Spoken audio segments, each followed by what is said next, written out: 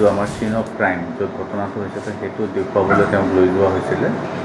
তেনেতে তেওঁ আমাৰ চিপাহীটোৰ পৰা হেণ্ডকাপৰ ৰছীডাল পটকৈ টানি তেওঁ পলাবলৈ চেষ্টা কৰে আৰু পানী যিহেতু তাত পুখুৰী আছে, পুখুৰীত পৰে। লগে লগে আমি কৰ্ডন কৰোঁ।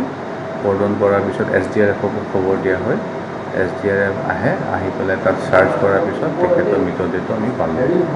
আৰু আমাৰ যিজন চিপাহী আছিলে, চিপাহীজনৰ হাতত অলপ আঘাত পাইছে আৰু তেওঁক চিকিৎসা কৰোৱা হৈছে। ঘটনাটো এতিয়া আমি তদন্ত কৰিছোঁ যে কেনেকৈ তেওঁ তাত মানে যে তেওঁৰ আন্ধাৰ আছিলে, পানীত পৰিলে, গতিকে এই ইনচিডেণ্টটো আমি এবাৰ চাব লাগিব কেনেকৈ হৈছে।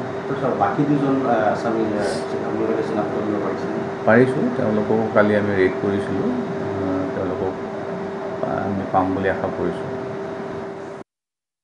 ক্ৰাইম চিন কৰা এটা আমাৰ নিয়ম এটা থাকে, প্ৰক্ৰিয়া এটা থাকে। তো সেইটোকে কৰাবলৈ কাৰণে আমি আহিছিলোঁ এতিয়া ৰাতি। তো সি পলায়ন কৰিবলৈ চেষ্টা কৰি আমাৰ যিটো যোনে ধৰি আছিলে আমাৰ ষ্টাফ, তো তাকে গোটা মাৰি পুখুৰীত জাপ মাৰি সি তাতে পলাবলৈ চেষ্টা কৰোঁতে সি চাগে পাৰ হ'ব নোৱাৰিলে। তো ইয়াতে আটকি গ'ল। তো আমি SDRF টিম আহি কিনে ইয়াত অভিযান চলালোঁ।